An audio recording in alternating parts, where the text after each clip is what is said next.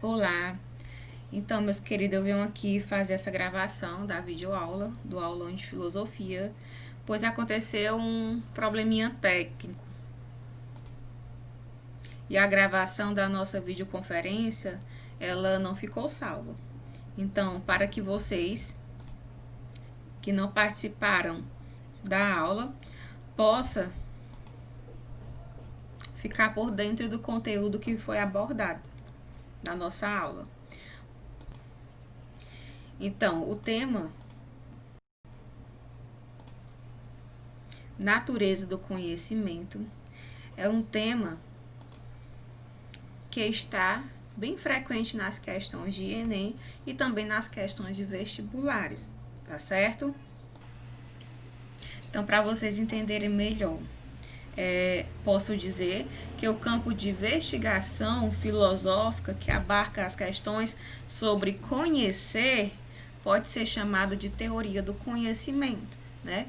E essa questão, ela veio lá desde os primeiros filósofos lá da Grécia Antiga.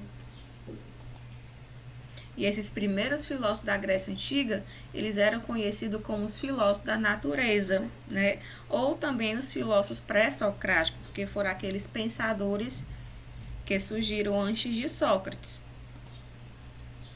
Então, como eu falei, eles foram chamados desse modo por tentar explicar as questões cosmológicas e também o princípio das coisas. Também são chamados pré-socráticos por antecederem Sócrates, como eu já tinha citado. Então, naquela época, não tinha tecnologia como temos hoje, não tinha ali as ferramentas para eles adquirirem conhecimento como nós todos temos hoje em dia, né, na nossa atualidade. Então, o que eles poderiam utilizar para poder enriquecer o seu conhecimento são as coisas ali que rodeavam ele, ou seja, as coisas da natureza, o nascer do sol, uma árvore crescendo, a chuva, a água caindo, certo? Então, por isso que eles são conhecidos como os filósofos da natureza ou então filósofos pré-socráticos.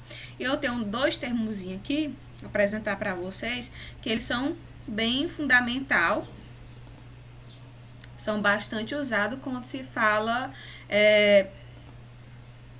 nos assuntos voltados para a filosofia, né? Então tem o primeiro termo aqui, physis, que é o campo do natural, ou seja, da onde surgiu aí a física, né? O estudo relacionado à natureza, então chama-se de physis. Tem aqui o arquê, né? O arquê é o princípio originário. Então, aqueles filósofos da natureza, ou filósofo pré-socrático, eles buscavam o arquê, ou seja, a origem de tudo, a origem do universo.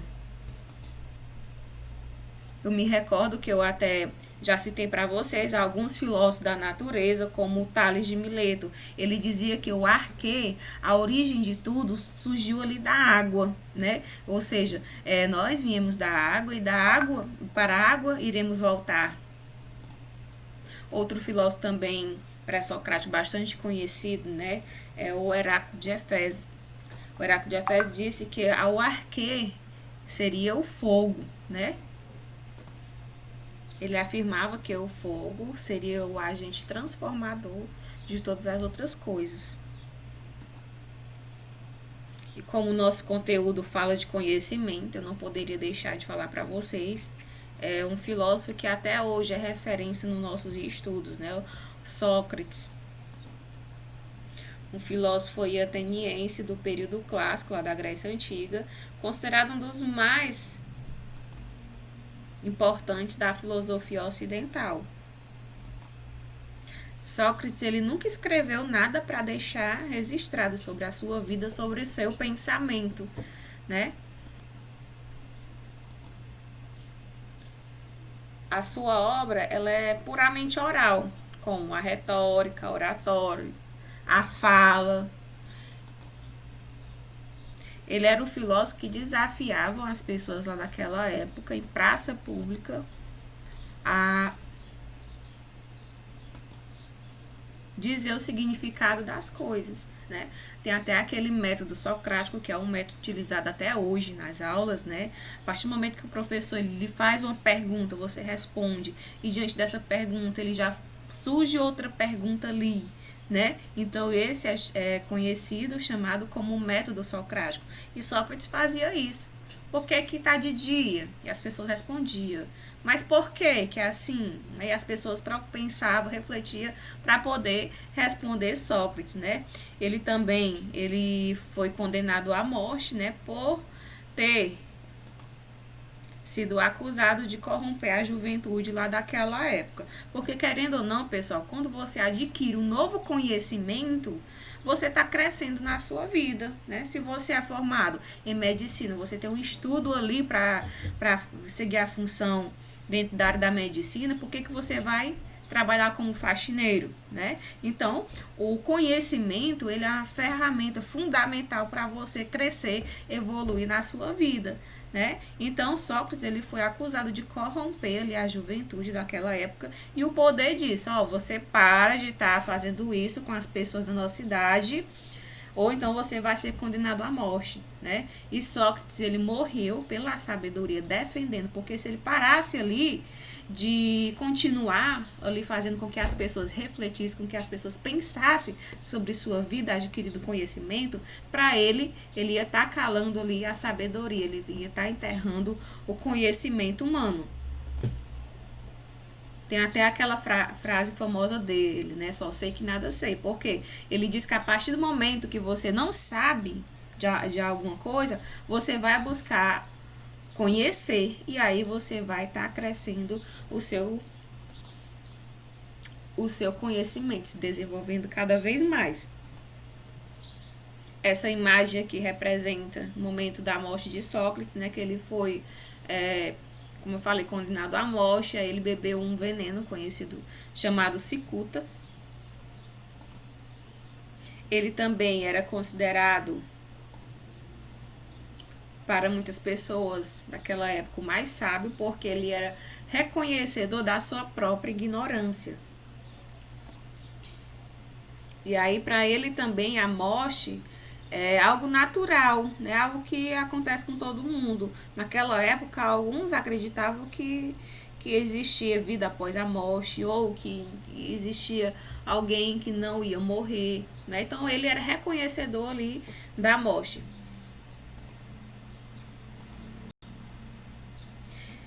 Então, continuando, eu tenho aqui o ato de conhecer, né? Conhecer, né? Que é o ato de conhecer, é estudado pela epistemologia. O que é que significa essa epistemologia? Então, é uma palavrinha de origem grega, né? Que episteme significa ciência, conhecimento, logos, que significa o discurso, né? O diálogo, a oratória. Ou seja, as explicações naturais, né? Os discursos da natureza. Então, a epistemologia é o campo de investigação filosófica que abarca as questões sobre o conhecer. Então, falamos de Sócrates, né? Vou falar aqui do outro filósofo também muito importante. Ele foi discípulo de Sócrates. Ele ficou muito decepcionado com a política ateniense por ter feito levar, né? Morrer aí o seu grande ídolo, que era Sócrates. Então, Platão, ele defendia o inatismo, ou seja, nascemos com um princípio racionais e ideias inatas, né? Ou seja, Platão, ele defendia que nós nascemos com algum conhecimento que na filosofia que chamamos de ideias inatas, na filosofia aqui de Platão. Então, a origem das ideias, segundo Platão, é dada por dois mundos, que são o mundo inteligível, que é o mundo que nós, antes de nascer, passamos para ter as ideias assimiladas em nossas mentes. Então, para Platão, existem 4 formas ou graus de conhecimento, que são as crenças, opinião, raciocínio e indução. Então, para Platão, o mundo ele é dividido em 2 esferas, né? Ou seja, o mundo das ideias. Que mundo é esse? Então, para Platão, existem 2 mundos: o mundo inteligível e o mundo sensível. Então, para ele, o mundo é dividido nessas 2 esferas, no sensível e no inteligível, né? Ou seja, a partir disso você vai adquirir o conhecimento. Então, Platão, ele explicou o mundo das ideias através do mito da caverna, contido uma das principais obras dele, que é conhecido como a República, né? Então, o mundo das ideias, que é o mundo inteligível, ele é algo real, suprassensível, ou seja, causa o mundo sensível, ou seja, o mundo das ideias, ele vai causar ali um mundo sensível. Então, contém ideias. O verdadeiro ser das coisas possui hierarquia. A ideia de um bem e o uno ocupa a ápice. E já o mundo sensível, ele não se explica a si mesmo. São cópia imperfeita do mundo, das ideias. Ou seja, existe por partição, certo? Então, para você entender melhor, vou explicar aqui. Eu acho que vocês já ouviram falar no amor platônico, já? Tem até aquela questão, quem nunca sentiu o amor platônico? Ou seja, o amor platônico é aquele amor que está ali na sua mente, né? Que está relacionado ao mundo inteligível. Ou seja, no mundo inteligível, tudo é perfeito, tudo tudo é correto, tudo é maravilhoso, não tem nada de errado no mundo inteligível. Por quê? Porque está só em nossas mentes, né? Então, quando você gosta de alguém, né? Quer viver com aquela pessoa, você acha que vai ser a coisa mais perfeita do mundo. Não vai acontecer brigas, ele vai lhe amar, você vai amar, ele vai ser uma felicidade total ali, não vai ter nada de errado, vocês vão ser totalmente felizes, né? Ou seja, você criou aquela ideia na sua cabeça e também achava que tudo ia correr do jeito que você gostaria que acontecesse, né? Então, essa imagem aqui é até para representar, né? Quando você tá pensando aqui, ó. Essa imagem aqui, o rapaz pensando que é uma mulher ali bonita, né? Uma mulher ali charmosa, né? Quando vai perceber é apenas um homem segurando um balde e uma vassoura, né? Ou seja, aquela ideia que você criou na sua cabeça, já no mundo sensível é totalmente diferente. No mundo sensível se dá ali com a realidade, tá certo? Então, Platão, ele explicou a teoria dele, que também é conhecida como o dualismo platônico, né? Como vocês ouviram falar do dualismo platônico, vocês se lembram do mundo inteligível e do mundo sensível, né? Ele criou o mito da caverna, que está na principal obra dele, como eu falei, na República, né? Ou seja, a história aqui do mito da caverna conta que uns prisioneiros nasceram, né? Desde que nasceram, moravam dentro de uma caverna escura. Lógico, né? Tudo caverna é escura. Então, um dos prisioneiros conseguiram escapar dessa caverna. Então, lá dentro da caverna, né? Vocês estão vendo aqui no fundinho, esses homens olhando aqui essas sombras passando, né? Então,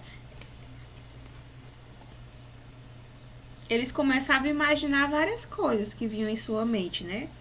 Começava a imaginar ali a perfeição, imaginar um monte de ideias. É a partir do momento que o homem ele se liberta da caverna, ele vai ter o primeiro choque ali com a realidade. Que choque seria esse? Seria com a claridade, né? Ou seja, ele está lidando ali com o mundo sensível, com a sensibilidade. E aí ele percebe que o que eles vê ali no final da caverna, aquelas sombras, não era o que eles estavam pensando. Não passava de pessoas e animais ali que passavam ali perto da fogueira e transmitia a sombra para o fundo da caverna. E aí ele começou a ver o mundo lá fora, perceber como a vida é lá fora. Ou seja, dentro da caverna, eles viviam ali no mundo inteligível, ou seja, no mundo idealizado. Eles começavam a pensar e imaginar muitas coisas. A partir do momento que eles são libertos da caverna, eles começam a viver ali no mundo sensível, ou seja, começam a viver ali a realidade, sentir a vida ali como é realmente. Tá certo? Então, o mito da caverna foi uma maneira de Platão expressar ali o seu dualismo. Então, espero que tenham compreendido. Agora vamos para o próximo filósofo, que esse filósofo ele foi o discípulo de Platão, né? Ele estudou durante 20 anos na escola de Platão. Platão ele criou, né, ele fundou ali a escola de Atenas e Aristóteles ele foi morar naquela escola e estudou durante todo esse tempo. Mas não é só porque ele estava na escola que Platão fundou, que era discípulo de Platão, que ele tinha que concordar com as ideias de Platão, não. Aristóteles, ele diz que essa questão do dualismo, né, só servia para confundir mais a cabeça das pessoas. Aristóteles, ele ficou conhecido como predecessor da metafísica. Por quê? Né? A metafísica, ela estuda o que não é real e o que é real. E Aristóteles, ele queria introduzir dentro do conhecimento dele, do estudo dele, somente o mundo sensível. Ele não queria saber do mundo inteligível de Platão, somente do mundo sensível.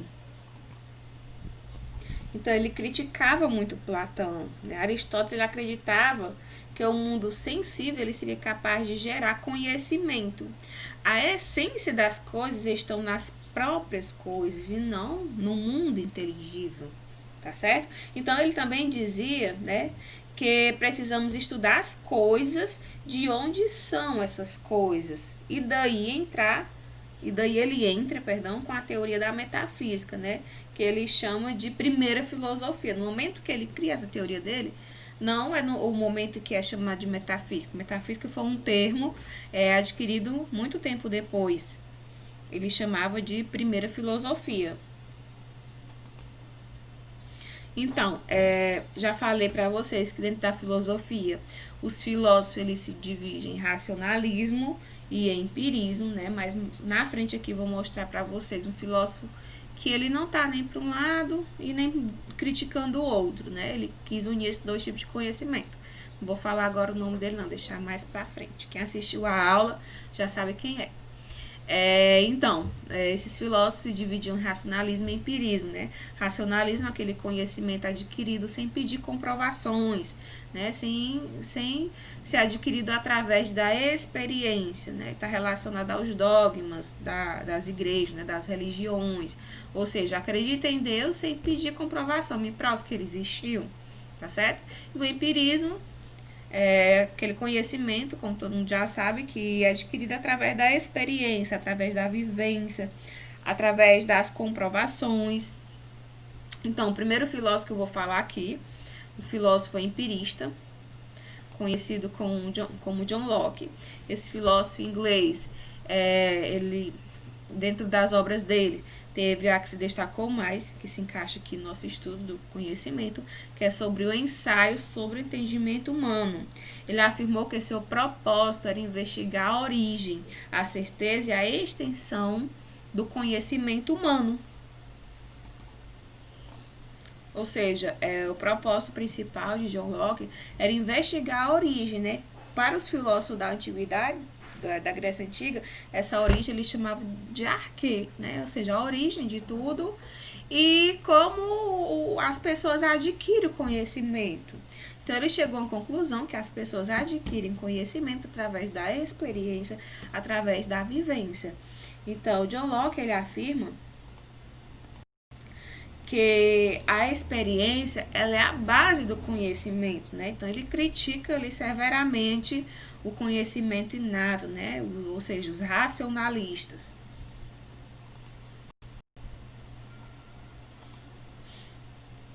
Então, se as ideias são base do conhecimento, mas não são inatas, qual é a origem delas, né? Então pergunta aqui para John Locke.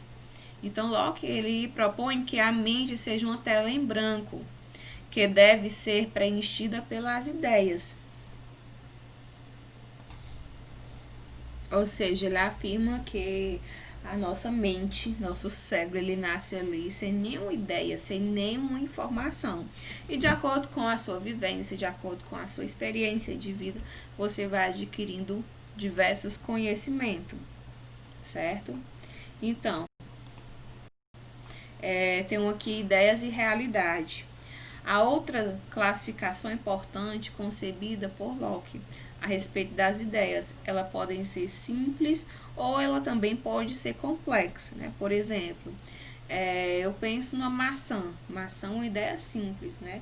Eu penso também, no mesmo momento que eu penso na maçã, logo em seguida eu vou pensar na uva, vou pensar na laranja, ou seja, então essas ideias simples, elas vão formar ideias complexas, ou seja, vou formar essa ideia dessas frutas que eu pensei agora e vou pensar agora em uma salada de fruta, né? Ou seja, eu formei aqui as ideias complexas. Quer dizer o quê? Que o seu conhecimento, ele parte de ideias bem simples, né? De algo ali bem comum. O conhecimento, ele é ampliativo. Então, você precisa primeiro ter a noção básica ali. Você vai ter a noção básica para poder você formar diversas ideias complexas e, diante disso, adquirir novos conhecimentos. Outro exemplo aqui citado, ó, através dos processos de combinação e associação, as ideias simples dão origem às ideias complexas, como eu falei. Aí eu tenho aqui ideias simples, eu penso no azul, o macaco, alienígena, natureza, né? E aí formou a ideia complexa, né? Que vem o Avatar, que é aquele filme. Então, todos esses conceitos aqui, ele está dentro, ele faz parte desse filme aqui, do Avatar. Aí eu tenho aqui também a existência das coisas exteriores, né? Então, se percebemos ideias de fora, algo causa ideia em nós. Podemos não saber o que esse algo é realmente, né? Ou seja, para Locke, o conhecimento ele é adquirido de fora para dentro e não de dentro para fora, como afirmam os inatistas, né? Ou seja, os racionalistas. John Locke ele também foi considerado o pai do iluminismo. O iluminismo, vocês sabem, ele que foi um período conhecido também como o século das luzes, em que um grupo de pensadores intelectuais ele começaram a fazer com que as pessoas percebessem que elas tinham capacidade de crescer ali nas suas vidas, né? Que elas tinham capacidade de adquirir conhecimento e buscar os seus direitos.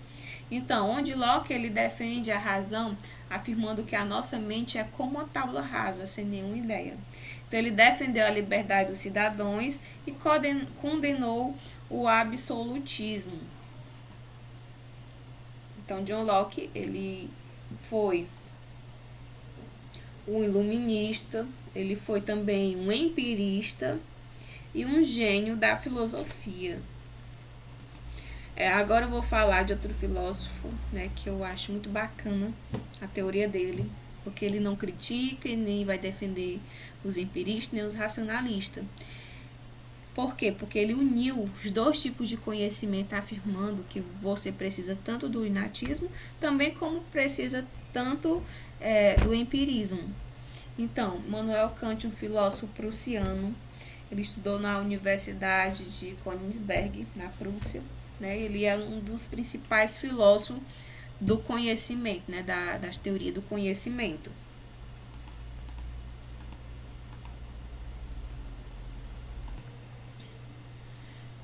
Tem aqui as categorias de pensamento, né, de Immanuel Kant.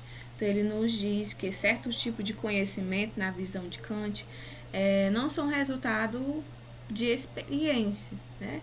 Então, eles já existem em nossas mentes. Esse conhecimento que já existe em nossa mente, Immanuel Kant ele chama de priori, de a priori. Então, Kant ele também não nega a importância das informações obtidas pelo sentido. Então, categorias de pensamento inato, de acordo com Immanuel Kant, são a questão da totalidade, né? Ou seja, é um conceito que você já tem em sua mente, você não precisa ter uma experiência para poder ter um conceito de totalidade, de unidade, da causa, da realidade, certo? Então, esses conceitos na sua mente, eles são, de acordo com Immanuel Kant, conhecido como a priori, ou seja, o sentido que vem primeiro, as ideias que vêm primeiro. Então, na teoria dele, dentro do conhecimento, é distinguida aqui a questão da a priori e a posteriori, ou seja, a priori o que vem primeiro e a posteriori o que vem depois. Então, aqui alguns exemplos aqui da questão da a priori, né? Quando eu falo triângulo, então já vem na mente de vocês aí uma figura geométrica que possui 3 lados, certo? Então, É um conceito relacionado a priori, um conceito necessário e um conceito universal. A questão do casamento, né? Eu não posso dizer que aquele homem solteiro é casado. Ou ele é casado ou ele é solteiro. Então, é um conhecimento aí que faz parte do seu conhecimento inato, ou seja, que vem primeiro. Agora, que exemplo relacionado a posteriori, ou seja, conhecimento relacionado a posteriori é aquele conhecimento relacionado à experiência, ou seja, você vai adquirir as ideias através ali das suas sensações, do você ouvindo, né? No caso aqui, essa imagem aqui, o ronco de uma pessoa. Posso dizer bola, quando eu falo bola, você sabe que é ver uma imagem redonda, né, na sua mente, mas a partir do momento que você vê aquela bola, você vai ter o conhecimento se ela é preta, se ela é branca, se ela tem uma estampa colorida, né? E esse terceiro quadrinho aqui é um exemplo de uma parede. Você só pode ter o conhecimento de como é essa parede a partir do momento que você toca nela, se ela é lisa, se ela é áspera, né? Então, a partir das suas sensações, ou seja, do conhecimento da posteriori, que você vai adquirir esses tipos de conhecimento, né? A priori, ela é totalmente independente, ela não precisa da posteriori para nada. Já a posteriori, ela é dependente da priori, ela só pode existir, né, só pode cessar ali seu conhecimento se passar primeiro pela a priori, já está dizendo a priori, que vem primeiro, tá certo? Então, aqui ainda falando sobre Immanuel Kant. Uma mente sem conceitos inatos não teria capacidade de pensar, né? Ou seja, uma mente que não tem nenhum conceito inato, nenhum conhecimento ali que já nasceu ali na sua mente, né? Então não ia ter a capacidade de pensar em nada. E diante disso não poderia chegar ao conhecimento da posterior, ou seja, o conhecimento sensível. Então, por outro lado, uma mente com conceitos mais sem dados obtidos pela experiência não teria nada sobre o que pensar, né? Ou seja, você precisa do conhecimento inato para poder pensar e também precisa do conhecimento adquirido através da experiência para você também refletir, pensar. Quando você vê ali um acontecimento, né, você precisa vivenciar aquele acontecimento para fazer você refletir, para fazer você pensar, né? Então, dois conhecimento priori que está relacionado aos racionalistas e posterior está relacionado aos empiristas, ou seja, Immanuel Kant ele uniu esses dois tipos de conhecimento para garantir para as pessoas que somente assim você pode ter um conhecimento certo, seguro e verdadeiro, sem dúvidas. E essa teoria dele, ele descreveu aqui na sua obra conhecida como Crítica da Razão Pura, tá certo? Então, Crítica da Razão Pura foi uma das principais obras de Immanuel Kant. Então, trouxe aqui algumas questões que eu retirei até mesmo de algumas questões de Enem dos anos passados e também outras questões de alguns vestibulares, tá certo? Pra gente treinar aqui um pouquinho. Então, a primeira questão. Eu trago aqui uma questão falando sobre Immanuel Kant, que diz o seguinte: de acordo com a filosofia kantiana, pode-se afirmar que a mente é o item correto, item né, na videoaula. Muitos alunos aí chutaram, alguns acertaram, e os que não acertaram conseguiram aprender mais, certo? Então, o item correto, o item que para Kant o centro do processo de conhecimento é o sujeito e não o objeto. Ou seja, não ele de uma maneira que ele está defendendo, né, um pouco que os racionalistas, né, que ou seja, para você adquirir um conhecimento, parte ali do homem, né, parte ali do conhecimento da priori. Ou seja, as ideias estão na mente do ser humano, né? Então ele ali é o centro principal do processo de conhecimento. É a segunda questão que diz o seguinte: sobre a questão do conhecimento na filosofia, é correto afirmar que o item correto, o item A, que diz: o ato de conhecer se distingue de duas formas básicas, que é o conhecimento empírico e o conhecimento puro. Conhecimento puro, ele está querendo dizer que é o conhecimento inato, tá certo? Próxima questão. Então, essa questão aqui já é falando do filósofo inglês e empirista John Locke, que, de acordo com Locke, o conhecimento é formado a partir das experiências. Assim sendo, ele distingue entre as diferentes ideias que podem ser formadas a partir da experiência de um determinado objeto. Assinale a alternativa incorreta a respeito das ideias de Locke. Então, o item correto, o item A, né? Ou seja, é o incorreto, que diz: a mente possui ideias inatas, né? Ele critica o inatismo, como é que ele vai dizer que a mente possui ideias inatas? Ele diz que o conhecimento parte de fora para dentro, não de dentro para fora. Então, que são bases para o conhecimento, né? Então, o item correto, o item A. Próxima questão. Eu venho agora aqui com questão falando sobre Sócrates, né? Então, Sócrates é grande filósofo grego. Ele formou numerosos discípulos que seguiram diferentes caminhos para buscar o conhecimento real.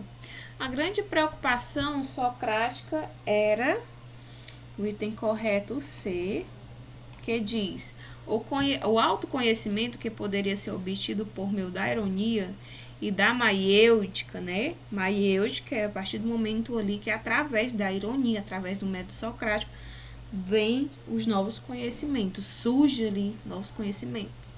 Então, métodos que consistiam em fazer indagação, fingindo ignorância para despertar no interlocutor o conhecimento latente, ou seja, a partir do momento que a pessoa ali vai usar o método socrático com você, ela vai fazer você refletir, você pensar e diante disso adquirir o conhecimento.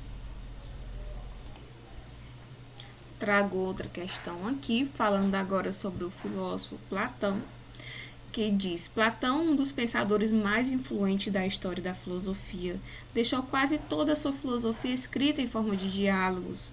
Na maioria deles, Sócrates é o personagem principal que debate com os demais interlocutores os temas relevantes que constituem, de certa forma, o todo da filosofia de Platão. A forma de diálogo pode ser caracterizada como... Então, o item correto, eu venho aqui com o item C, diz uma estratégia adequada que privilegiava a construção do pensamento de forma dialética através da maiêutica socrática, ou seja, através dessa estratégia, né, usada por Sócrates. Platão ele era fascinado por Sócrates, até mesmo que ele ficou muito decepcionado com a política ateniense de ter feito o seu ídolo morrer, né, a pessoa que ele mais admirava ter feito morrer. Então ele se decepcionou totalmente. E aí ele dizia que uma das estratégias mais privilegiada, mais adequada para que as pessoas adquirissem o conhecimento seria através do método socrático.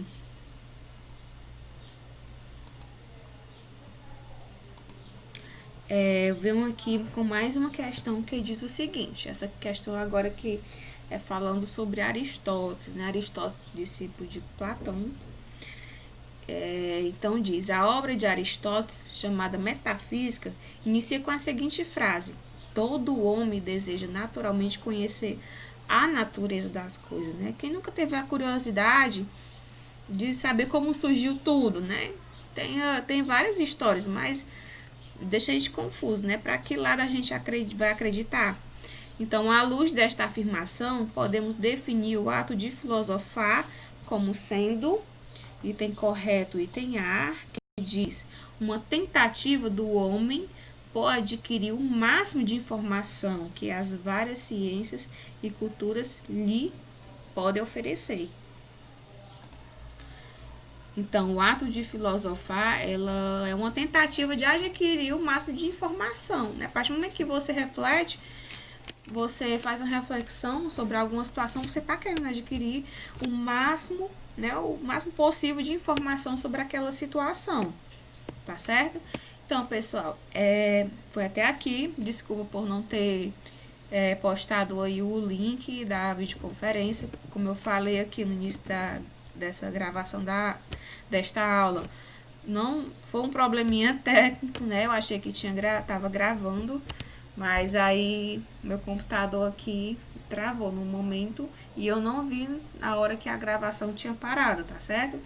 Então, desejar a vocês uma boa sorte na prova aí do Enem. Qualquer dúvida pode me chamar, tá certo?